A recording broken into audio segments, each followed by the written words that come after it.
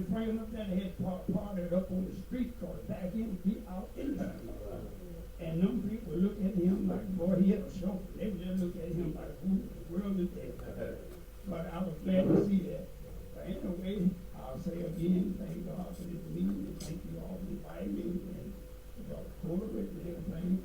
Just keep on doing the good work. Yes, sir. I said something when we come in this thing, y'all don't know this, but I was a driver.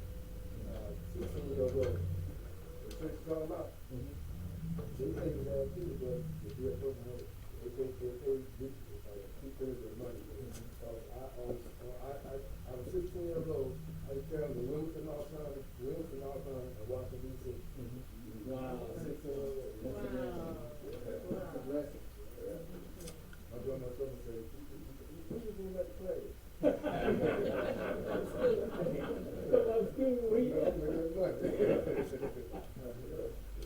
Well, Mr. Harris, I think we are in with P. Yes, sir. You can tell us a little bit about your book and then so we see that you want us to do. Thank you.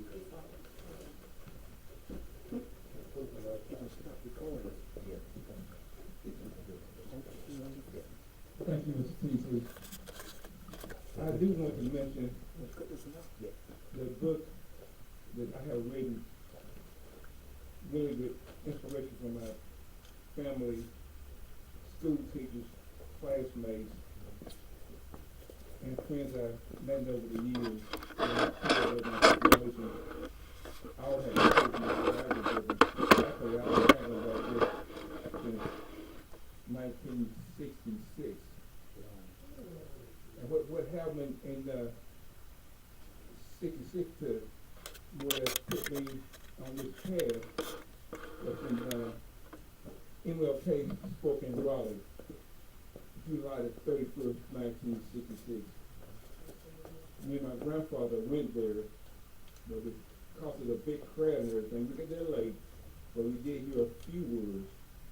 But getting there was the journey because the KKK was demonstrating against MLK speaking Raleigh, and all you could see was white foods and white suits everywhere. But we got there with a few words, and then the next year, August 1967. Born and raised here in Franklin County, I live in Dyken Road. We farm. I never forget it because I was with my grandfather across the road from our house. Our house is on a hill, 2-story farmhouse. I was with my grandfather at the tobacco barn, helping him raise the heat to cure the tobacco. I was inside lighting some burners, and when I came back out, my grandfather said, well, you better go to the house. Your mother been calling you.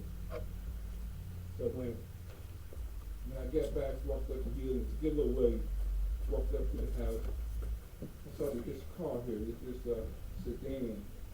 I see was 4 white men on the front porch, along with my mother, my sister, and grandmother. And as I got closer, one of the white men said, "Are you Ira?" I kind of hesitated before I finally answered. I said, "Yes, my name is Ira." But he said, "Well, I've been talking to your mother. I need to tell you what I've been talking to her about. Just come over here." So he started talking and everything. He said, "I've already told your mother you're going to be going to the flight school. You and one classmate started going to the flight school." I looked at Mom. I could tell Mom was upset and everything. And I was upset too, and getting upset and already scared. And he told, I forget all the exact words, but he said a few things and all. And then my mother said, well, Ari, you know, I still said we're going to have to go by the freedom of choice that they told me about, because I already been signing the papers and sending them in. And I know you want to stay with your friends, classmates, that you're a person that teaches, And that's why I went to the state too. The white man kind of ignored mother and kept talking to me. Kept on talking, and my mother tried to talk, but you know, it was just like all it was invisible. They kept on talking and telling me this and that and the other. Mother tried to finally get a few words in, and the white man just said, it seemed to me like just utter blue.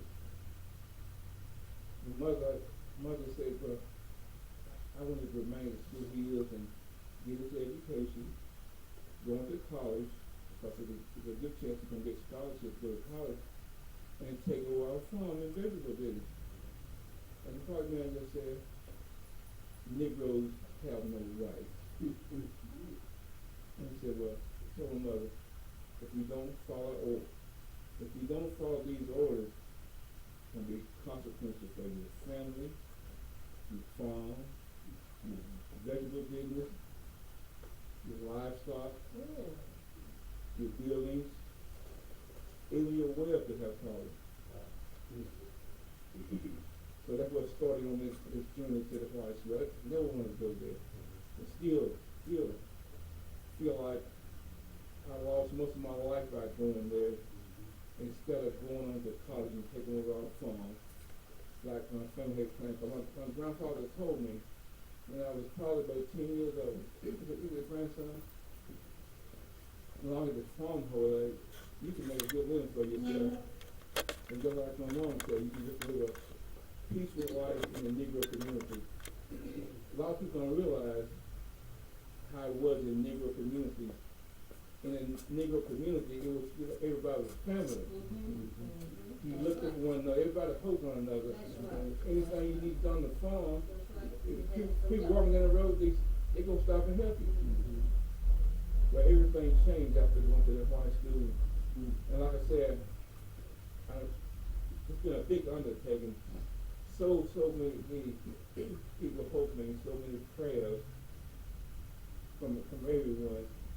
And finally, they haven't given me the exact date, but it's getting ready to go into print. And then whenever it comes out, I'm hoping people are read it and just understand what we went through and still going through. Because it still bothers me when I talk about it a lot. It'll bring it back, especially at night. I had a nightmare. I remember being at the high school and all this stuff happening to me. When I get home, all I wanted to do was get into my work clothes and go take care of the animals. I used to talk to the animals about what was going on with me. I talked to the mules, I talked to the cows, pigs, and chickens. And the dogs and cats talked to them. They seemed to understand what I was going through. It gave me plenty of comfort. I never told my mother everything that was done to me because she felt bad enough that she didn't have control over me to be able to send me to school she wanted. I never told her all the stuff that I had to go through there. I didn't want to put no more on than she already had because I knew what she was going through. Even from the time when she was supposed to be able to join the PTA, and I was with her there along with grandfather, and she ended up getting attacked there. So she had too much on her. And just like she didn't want me to know either because she never told me what happened inside at that PTA. She told my sister and she told my grandmother. She never told me because she felt like I already had enough burden to carry on my shoulders already. But what I want to do here, I want to kind of close and on my cell phone, I got a picture. It's really a picture of the cover, the front and back cover of the book. I'm gonna pass that around so everybody can see and sort of give me their opinion on what they think of this journey. It's not just myself; it's everybody, including everybody, and younger black people. Hope they get a chance to read it because they're banning books in schools and libraries. I don't know, but I hope they get a chance to take a look at it. And thank you all, and thank you all for supporting me and welcoming me into your group. I really appreciate it. Thank you.